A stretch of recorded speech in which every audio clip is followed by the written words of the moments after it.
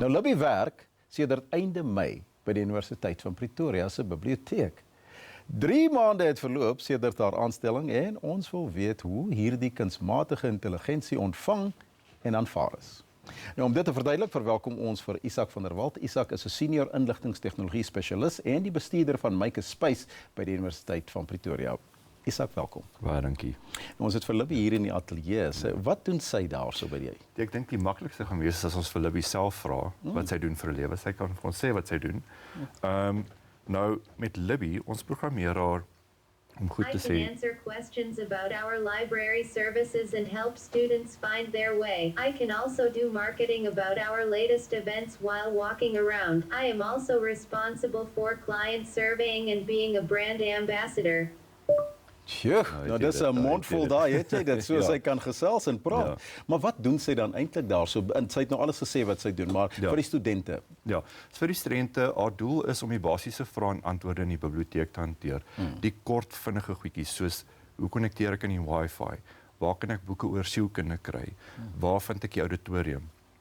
En sy kan ook 'n paar bietjie meer komplekse vrae beantwoord en dit is haar primêre funksie. En dan soos ek gesê die bemarking gedeelte wat sy rondloop in die biblioteek en wys wat gebeur hierdie maand in die biblioteek vir die studente en sy loop rond sonder om hulle vas te loop. En dan laaste kan sy ook 'n bietjie terugvoer kry van studente af. So sy kan vir hulle vra oor ons diensvlakke. En dan kan hulle nou op haar skerm insit wat hulle dink van ons diens en dan kry ons dit aan die agterkant terug. Nou gepraat van diensvlakke, watter tipe terugvoer kry julle? Is baie interessant. Die meerendeels is dit baie positief. Baie van die studente het haar positief ontvang, die personeel het haar ook positief ontvang. En die studente is opgewonde. Dis die eerste keer dat 'n blootstelling kry aan 'n robot, aan kunsmatige intelligensie. So hulle sien dit vir die eerste keer. So hulle is baie opgewonde en op die oomblik hanteer sy tussen 185 tot 230 navrae 'n dag wat redelik ordentlik is en sy werk net halfdag. Hoeveel mense kom by die biblioteek aan wat moet gediens word? En hoekom was daar nodigheid vir Libby?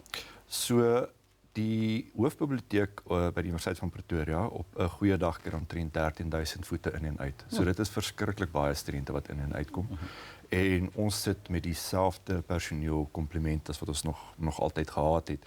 So hoe spreek ons hierdie nuwe volumes van studente aan met die huidige personeel komplement en toe het ons besluit om hierdie in te bring. As sy 130 mense sien, hoeveel mense sien die gewone personeel per dag as hulle daar is?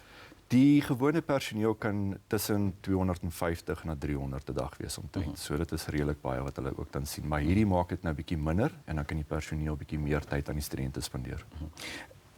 Is daar miskien planne om 'n maatjie te kry vir Libby? Ja, verseker.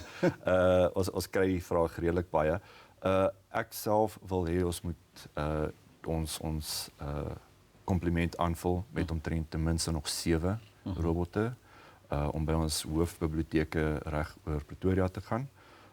En dan wil ons ook bietjie meer diversifiseer deur verskillende robotte te kry wat ander pligte kan doen. Nou ons praat bietjie later in die program in diepte met 'n arbeidsspesialis om te hoor hoe kunsmatige intelligensie die arbeidsmark gaan raak. Nou vra vir jou, hoe gaan dit invloed op die by julle werkers daar by die universiteit? Gaan dit nie werk wegvat van hulle af nie? Nee, glad nie. En dis ook nie die doel hoekom ons 'n robot ingebring het nie. Die realiteit is dit skep aan die een kant weer nuwe werk, aan die ander kant vir die mense wat vir Libby moet programmeer en in stand hou. En daar's 'n hele skuif van biblioteekwese waar personeel kan begin werk met data ensovoorts. Nou ons kan ons personeel net blootstel aan daai opleiding as ons kapasiteit vir hulle kan toekry. Nou die robot help ons om daai kapasiteit te maak in die biblioteek. So geen mense se werk is in gedrang by ons nie. En inteendeel die personeel is baie bly om vir Libby te hê. Jy sal natuurlik ook hoor dat werkersunies gaan kla en gaan sê dat hulle kan liewer daai geld gebruik wat julle vir Libby aangekoop het om hulle meer geld te betaal. Het jy al sulke probleme ervaar of gehoor? Ons het al mense gehad wat navraag het oor die kostes en algemene voorbeeld is studente wat sê maar ons kan meer rekenaars koop vir die universiteit met daai geld. Die realiteit is die goed word goedkoper. Libby is die koste van 15 rekenaars. Nou as mens gaan kyk na organisasies soos die Universiteit van Pretoria, dit is 'n druppel in die emmer van die rekenaars wat reeds daar is. So 15 rekenaars maak nie 'n verskil nie. Ander universiteite in die land is daar of biblioteke in die land sal daar nodigheid wees vir 'n Libby om oral te wees? ek kan sien dat dit kan gebeur. Ons beweeg in daai era in.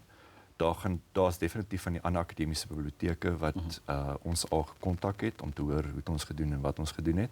So hulle kyk ook daarna en beweeg in 'n rigting in. En internasionaal is dit 'n groot tendens. Mense word bang vir robotika, maar ons gebruik robotika op 'n daaglikse basis. Ja, verduidelik. ons doen. As jy apteek toe gaan, algemene voorbeeld, die apteek waar ek my medisyne gaan haal, neem daar 'n persoon agter die toonbank wat my voorskrif vat, maar 'n robot gee dit af. Jy weet, so ons het baie te doen met kunsmatige intelligensie en al daai tipe van goed sonder dat ons daarvan weet. Op my selfoon, as ek iets soos Uber gebruik of Waze, dis kunsmatige intelligensiestelsels wat aan die agterkant van dit sit. So ek dink ons is baie dieper in die era in van dit as wat meeste mense dink. So daar's meer positiewe as negatiewe dink Baie meer positief. Dit help ons net om bietjie meer optimaal te wees. En as ons nou vorentoe sou beweeg, sal daai koste van Libby wat jy net nou genoem het, R150,000, sal dit afkom natuurlik? Dit gaan definitief afkom. Sy is al reeds, toe ons al ingebring het, goedkoper as wat ons self sou kon gebou het in Suid-Afrika. Maar die pryse word al hoe goedkoper van die parte en met die internasionale wêreld wat nou so maklik met mekaar kommunikeer en goed inbring, word die parte net goedkoper en makliker om die hande te kry. Sal ons vir Libby hier kan vervaardig in 'n paar jaar se tyd? Ek is seker ons sal kan definitief. Is die soos die Engelse sê die human resource beskikbaar om dit te doen? Daar kort bietjie addisionele hulpbronne in die land in terme van opleiding. Maar ons sien dit wêreldwyd. Die mensdom beweeg so vinnig vorentoe dat ons kyk in 'n era waar mense moet kan leer om te programmeer en spesifieke werke soos mense in die rekenmeester wat moet begin leer programmeer om sagte ware te skryf vir homself. So mense begin al hoe meer sien dat hierdie 'n behoefte raak waar mense moet kan leer en hierdie tipe skills, digital literacy skills en sovoorts moet kan aanleer om te kan oorleef in die nuwe era. Isak, ek sê vir jou baie dankie dat jy ingeloer het. Baie dankie. Dit was Isak van der Walt, 'n senior inligtingstegnologie spesialis en die bestuurder van Make a Space by die Universiteit van Pretoria en natuurlik ook Libby.